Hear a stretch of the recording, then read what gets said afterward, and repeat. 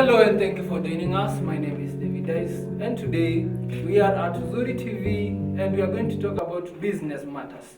I'm not alone in the studio. I'm privileged to have Madam Esther Gichuhi, who is the poultry business owner, and from my left hand side I have Waithera Nungu, who is a fashion retail and boutique owner. And starting from Esther Gichuhi, can you tell us how did you start your poultry farming? Thank you, Mr. David Chara. My name is Esther, as you said. I'm a business owner referring to the poultry. How I started my poultry, I went to a bank and took the loan, and I started. It was a small amount, and I started my business. Now, you've talked about the capital part of it. You know, a lot of people are struggling with starting businesses. And you've talked about the structure of going to the bank and getting some small amount of money. Can you tell us how you came up with the idea of coming up with poultry farming and going to acquire capital? Were you sure that it is going to give you profits? In business, we say we are taking risk. You don't know what is there next. Because in business, you cannot expect to get the same results as the other person is doing. You have your own ways. So for me, I just took it as a risk and I went on. Wow. Now to Waithera Nungu, can you tell us how did you start your fashion retail and boutique business? Okay, thank you so much. As you had said earlier, jina langu ni Waithera Nungu. Mimi ni mfanyabiashara and niko na biashara yangu katika jiji la Nairobi ambalo linajulikana kama Waithera's Pana. Thank you for this opportunity and umeniuliza. How did you start your business, your retail business? Okay. First of all, kitu cha kwanza nikiwa mchanga nilipenda sana mambo ya biashara, sana kuuza nguo. So as my mom, nguo ya mamangu ilipokuwa inararuka nachukua naanza kushona. So that's where I started. And nikajua kwamba naweza shona nguo na nikaendelea tu pole na ili nikajua mambo yenye nafaa kufuatilia ili niweze kuweka biashara yangu. Wow, that's mind blowing. And to you, Madam Esther Gichuhi, tell us, why did you just venture in poultry farming? Why not any other business? At first, where I come from, we do much of poultry farming. In other farmings, like we also do the beef farming for the kettles. And for me, I was so much focused on the poultry, so I wanted to do poultry farming. And I started with the kienyeji, and I started with a free range. So when I built a cage, it was a bit small, but for now I'm thankful it's a big one. Now you said before we started the show that you went to bank and took some small amount of capital to start, and you said that you ventured in kienyeji. How is kienyeji different from other types of breeds like the broilers?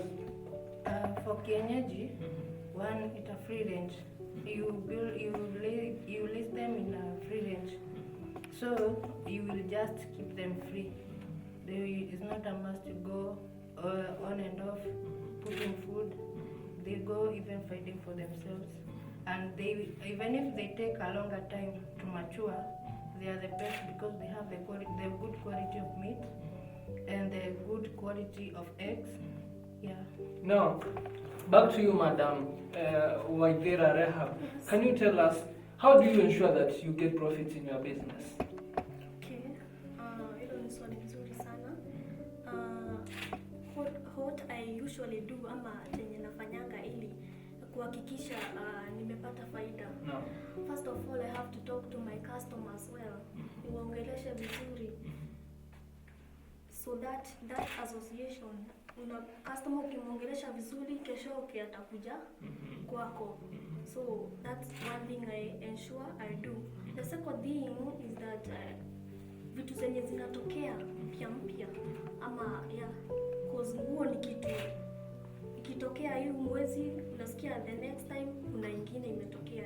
It's fashionable, that's what I mean. So what I do, I make sure that nawaletea vitu fashionable, vitu yani unique zenye watafurahia. Kitu cha tatu, yeah, exactly. Kitu cha tatu ni kuhakikisha bei yangu na customer we negotiate so that isikue juu sana tena asinifinyilie. Wow, and to you, Esther Gishui, there are a lot of people who are doing poultry farming. How is your poultry farming different from them? For me, one, I market my poultry farm. I market my business. So I go to the people who work with the meat, the chicken, and the and the eggs, who deals with eggs. Like for instance, there are those who do on the streets. They do those. You go and buy an egg. Unaenda unanunua mayai. So pia unaweza wauzia wao. That is marketing. The other one is you go, you find the best quality of your feeds, so that even your chicken will get grower in a good way, and they have the quality products. Yeah. Wow, and if I come back to you, Waithira Ndongo, can you tell us which is the key strategy that usually ensure that your business is ever and every day going up? There's no making losses. Clarify again. What criteria do you use to ensure that you are profitable in your market? Okay, mambo yenye nafanya ili kuhakikisha biashara yangu inaendelea. And I meant to expanding the territories. Okay. Mambo yenye huwa nafanya kama nilivyokuarifu hapo mwanzoni. Kitu chenye kiko fashionable, I have to put it first for my customers.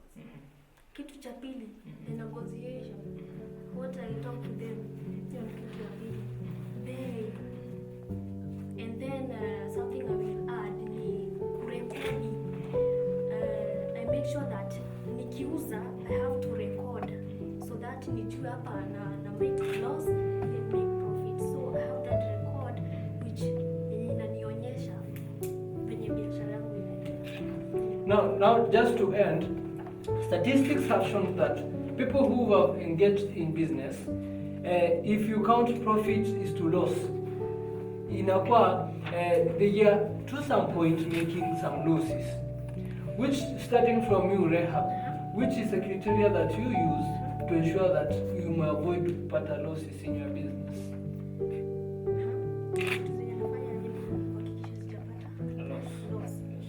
First of all, I look at the capital zenye nitaanzia biashara yangu. Najua here is where I will get the profit and here we get the loss. Okay. Now, to you, Esther Gishui, can you tell us ni strategy gani ambayo unatumia to ensure that you are not operating your business at a loss? One, I make sure my poultry on the poultry farm is well kept. For that to be well kept, I have to make sure my chickens, which I'm dealing with, they are good. They have good health.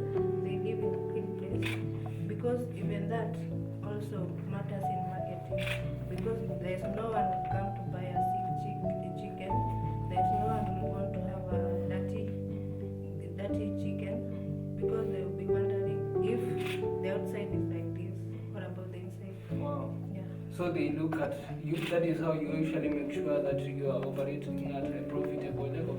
Now, just to end, where do you think in your business, just to pose this question to you, where do you think in your business the government should intervene? One, they should focus more on the local products. They buy the products from the local. They invest more on feeds because it's becoming too expensive. They support the farmers. Yeah. Okay. What about you, Madam Rehab? Where do you think government should intervene in your business? Okay, hilo ni swali nzuri sana. Jambo la kwanza ni uchumi. Manze, gharama iko juu sana ya maisha, so wakipunguza hata Wakenya wengine wataweza kuja kununua bidhaa kutoka kwetu. Jambo la pili ni gharama ya usafirishaji. Unapata kwamba vitu zikitoka huko nje zitufikie hapa, there is a lot of money yenye tunatumia ili hizo vitu zitufikie. Kitu ya tatu ni I think ni hizo ya. Naam, swali la mwisho kabisa, starting because you are in fashion and design, you operate a boutique, and Madam Esther, you have business in poultry. Tunataka utuambie, kuna mtu anataka kuanza hiyo biashara, huyo mtu utamadvise vipi, starting from you, Raha? Okay, swali nzuri sana. Kitu ambacho nita advise that person who will mwenye anataka kuanzia biashara, kwanza asiangalie wenye wako na mabiashara makubwa, because those people wenye unaona wako na mabiashara kubwa walianza kidogo, so you start with what you have. Uanzie na chenye uko nacho, then you follow the steps, you know the capital, how to start. Uanze kufuatilia mambo za mitandao, ujue how clothes are being sold. Yeah. Wow. What about you, Madam Esther Gishui? For me, for you to go into poultry farming, first don't go there with expectations. You cannot put a business today and expect profits tomorrow. So you go there in the mind of invention. You wait for it to grow at a point you want, and for it to grow, you need to invest more.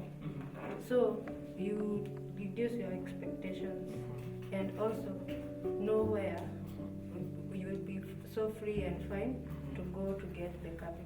Oh, thank you very much for coming. I really appreciate it. And just to finish, I will leave you with one famous quote. If you want to venture in business, consider it like a seed. It will grow slowly if you water it. My name is David Chalo, and shout out to my videographer, Mr. John Matthew, and my videographer, Mr. Richard. Until next time, thank you.